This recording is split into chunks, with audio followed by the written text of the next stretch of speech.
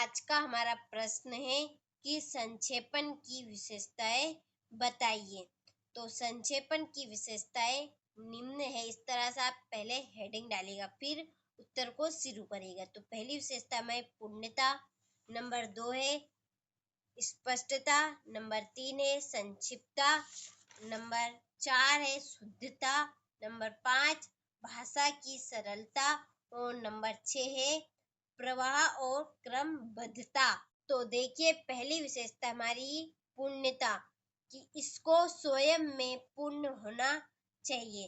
तो जो बात हम कहते हैं वहाँ पूर्ण होनी चाहिए, यहाँ ध्यान में रखना चाहिए कि कोई आवश्यक विचार छूट ना जाए। तो जो बात हम लिख रहे हैं उसमें हमें ध्यान देना चाहिए कि जो हमारी जो आवश्यक बात है वहाँ छूट ना जाए, पूर्णता करनी चाहिए।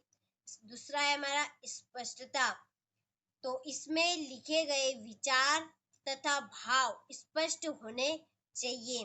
तो जो संक्षेपण में लिखते हैं उसके हमारे भाव और विचार स्पष्ट होने चाहिए। संक्षेपण ऐसा होना चाहिए जिसमें मूल भाव संक्षिप्त करते समय स्पष्टता बनी रहे। नंबर 3 है संक्षिप्तता, की संक्षेपण का यहाँ एक प्रधान गुण है कि सामान्यतः संक्षेपण मूल का 1/3 होता है। नंबर 4 हमारी शुद्धता। तो इसमें भाव और भाषा की हमें उनकी शुद्धता करनी चाहिए कि इसके भाव तथा भाषा शुद्धि होनी चाहिए।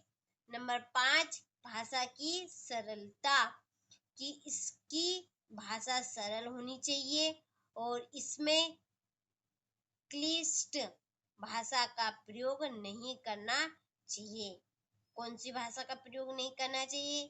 क्लिष्ट भाषा का। नंबर 6 है कि प्रवाह और क्रमबद्धता, की संक्षेपण में भाव तथा भाषा का एक प्रवाह होना चाहिए तथा भाव तथा विचारों को एक क्रम में होना चाहिए। तो ये थी हमारी संक्षेपण की विशेषता। तो आप यहाँ से स्क्रीनशॉट ले लीजिए। ये दूसरी हमारी स्पष्टता, तीसरी है संक्षिप्तता, नंबर 4 है शुद्धता, नंबर 5 भाषा की सरलता और नंबर 6 है प्रवाह और क्रमबद्धता।